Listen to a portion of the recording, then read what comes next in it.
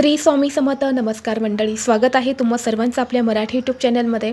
स्वामी महाराजांच्या कृपेने तुमच्या सर्व चांगल्या इच्छा पूर्ण हो हीच स्वामींच्या चरणी प्रार्थना करते आणि आज या नवीन व्हिडिओला सुरुवात करते. उद्या आहे बुधवार आणि उद्या आलेली आहेत आषाढी एकादशी. आषाढी एकादशी ही वर्षातील सर्व एकादशींमध्ये मोठी एकादशी मानली जाते. या एकादशीच्या व्रतामध्ये सर्व देवतांचे तेज हे एकवटलेले असते.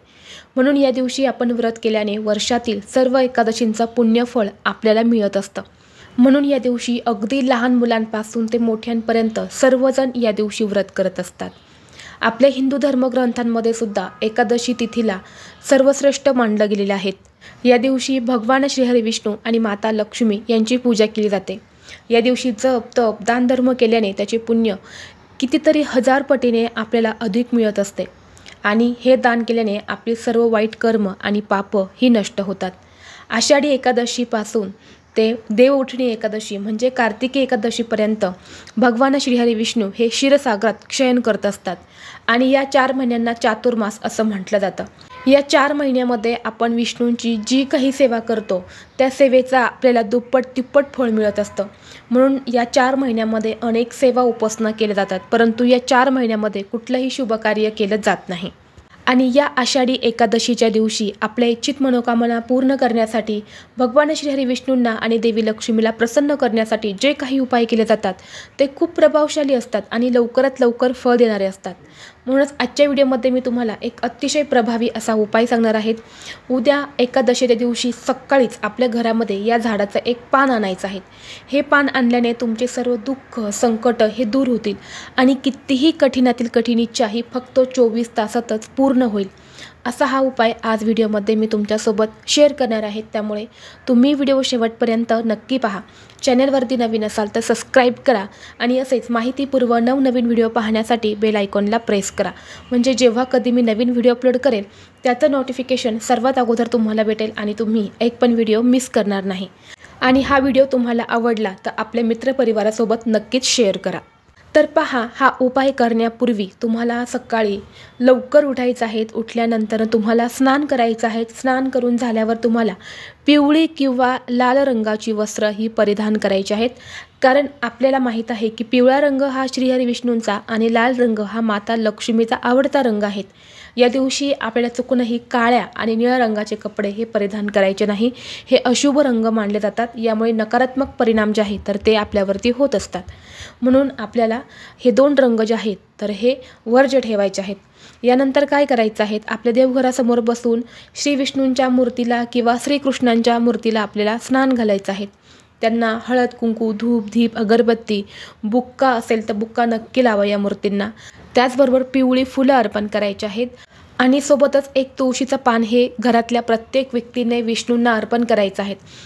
प्रत्येक व्यक्तीने एक पान अर्पण करताना आपली इच्छित मनोकामना नक्की व्यक्त करा. असं म्हणतात की आषाढी एकादशीला जर आपण तुळशीचं पान हे विष्णूंना अर्पण करून आपली मनोकामना व्यक्त केली तर ती 100% पूर्ण होते. म्हणून या दिवशी घरातल्या प्रत्येक व्यक्तीने एक तुळशीचं पान हे विष्णूंच्या मूर्तीला अर्पण करा.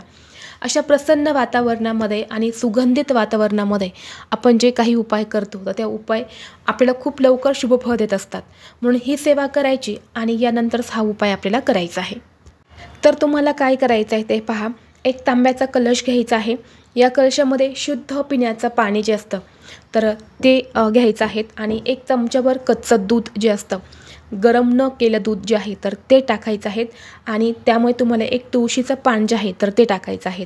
आणि यानंतर हे जल घेऊन तुम्हाला तुमच्या घराजवळ असणाऱ्या पिंपळ वृक्षापाशी जायचं आहे.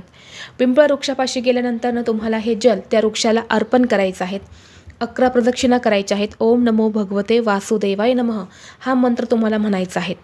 आणि यानंतर काय करायचं आहे, तुम्हाला त्या झाडाचं एक पान जे आहे तर ते तुम्हाला आणायचं आहे. आता पहा, एकादशी तिथीला कुठल्याही झाडाची पानं तोडली जात नाही. मग ते तुळस असेल, पिंपळ असेल, बेल असेल किंवा इतर कुठलं झाड असेल तर कुठल्याच झाडाची पानं फुलं तोडली जात नाही. म्हणून तुम्हाला काय करायचं आहे, हे जे पान आपल्याला लागणार आहेत ना, हे खाली पडलेलं पान जे असतं तर तेच आणायचं आहे. गळून पडलेलं पान, मग हे पिवळं असेल तरीही चालेल. किंवा तुम्हाला काय करायचं आहे, आदल्या दिवशी जर तुमच्या घराजवळ पिंपळाचं झाड असेल तर आदल्या दिवशी तुम्हाला सायंकाळच्या वेळी जायचं आहे आणि एक पान तोडून तिथेच झाडाखाली तुम्हाला ठेवून यायचं आहे, म्हणजे आपल्याला उद्याच्या दिवशी ते पान जे आहेत तर ते उपाय करण्यासाठी आणता येईल. पहा, पिंपळाच्या झाडामध्ये साक्षात माता लक्ष्मी वास करत असते. या मुळांमध्ये, पानांमध्ये लक्ष्मीचा वास असतो असं म्हटलं जातं. आणि हे संपूर्ण झाडाचं स्वरूप जे आहेत तर हे भगवान विष्णूंना मानलं जातं. म्हणून या दिवशी पिंपळाच्या झाडाची पूजा करायला खूप महत्त्व दिलं जातं. आणि या झाडासंबंधित आपण जे काही उपाय करतो ते उपाय आपल्याला फळ हे नक्कीच देत असतात. म्हणून हे पिंपळाचं पान जे आहे तर ते आपल्याला हा उपाय करण्यासाठी लागणार आहेत. आता हे पान तुम्ही घरी आणल्यानंतर काय करायचं आहे, ते स्वच्छ तुम्हाला धुवून काढायचं आहे. गंगाजलने किंवा पावसाच्या पाण्याने किंवा तुमच्या घरातल्या स्वच्छ पाण्याने धुवून काढायचं आहे, पुसून काढायचं आहे. हा उपाय आपल्याला आपल्या देवघरासमोरच करायचा आहे. आसन घ्यायचं आहे, आसनावरती बसायचं आहे. लाल चंदन जे असतं तर ते घ्यायचं आहे किंवा लाल कुंकू जे असतं तर ते घ्यायचं आहे. आणि त्यामध्ये थोडंसं पाणी टाकायचं आहे, त्याचा गंध तुम्हाला बनवायचा आहे. आणि अगरबत्तीच्या काडीने किंवा तुमच्या बोटाच्या साह्याने आपलं उजव्या हाताचं जे बोट असतं अनामिका, त्या बोटाने त्या पानावरती तुमची इच्छा लिहायची आहेत. आता तुमच्या जीवनामध्ये काही संकट असेल, काही अडचणी असेल, त्या लवकरात लवकर दूर व्हाव्या असं तुम्हाला वाटत असेल.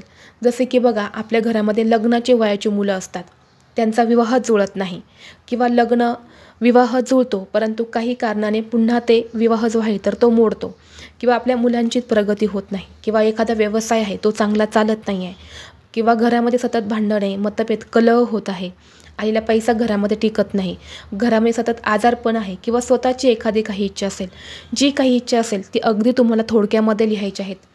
आणि यानंतर हे पान जे आहेत ना ते तुम्हाला एक प्लेट घ्यायची आहे. प्लेटमध्ये तुम्हाला एक हळदी कुंकवाने स्वस्तिक काढायचं आहे. त्यावरती मुठभर तांदूळ ठेवायचे आहेत. त्या तांदळावरती तुम्हाला हे पान ठेवायचं आहे. आणि हे पान आपल्याला आपल्या देवघरामध्ये ठेवायचं आहे, विष्णूंच्या आणि लक्ष्मीच्या मूर्ती समोर. यानंतर काय करायचं आहे, हळदी कुंकू अक्षदा तुम्हाला त्या पानावरती अर्पण करायचे आहेत. धूप दीप अगरबत्ती तुम्हाला वळवून घ्यायचे आहेत. दोन्ही हात जोडून विष्णूंना आणि लक्ष्मीला तुमची मनोकामना पूर्ण होण्यासाठी अगदी मनोभावे प्रार्थना करायची आहेत. यानंतर काय करायचं आहे, ते पान जे आहे तर ते उचलून तुमच्या उजव्या हातामध्ये घ्यायचं आहे. आणि यानंतर तुम्हाला गायत्री मंत्राचा जप करायचा आहे. 1 माळा आपल्याला हा जप करायचा आहे, म्हणजे 108 वेळा. आणि 1 वेळा आपल्याला श्रीसुक्तमचं पठण करायचं आहे. यानंतर हे पान पुन्हा त्या तांदळावरती आपल्याला त्या प्लेटमध्ये ठेवून द्यायचं आहे. अगदी सकाळपासून ते संध्याकाळपर्यंत हे पान आपल्याला तिथेच ठेवायचं आहे.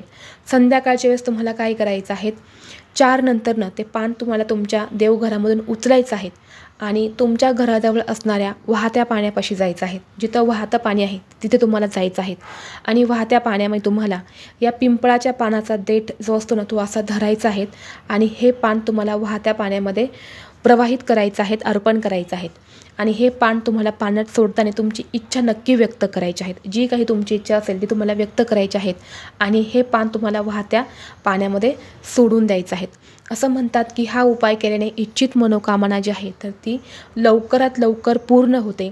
जीवनातील सर्व दुःख संकट हे दूर होतात. म्हणून हा एक उपाय उद्या आपल्याला नक्की करायचा आहे. व्हिडिओ तुम्हाला आवडला असेल तर लाईक करा, चॅनलवरती नवीन असाल तर सबस्क्राईब करा आणि हा व्हिडिओ आपल्या मित्रपरिवारासोबत शेअर करा. चला तर मग भेटू असंच पुढल्या एका नवीन व्हिडिओमध्ये. तोपर्यंत सर्वांना श्री स्वामी समर्थ.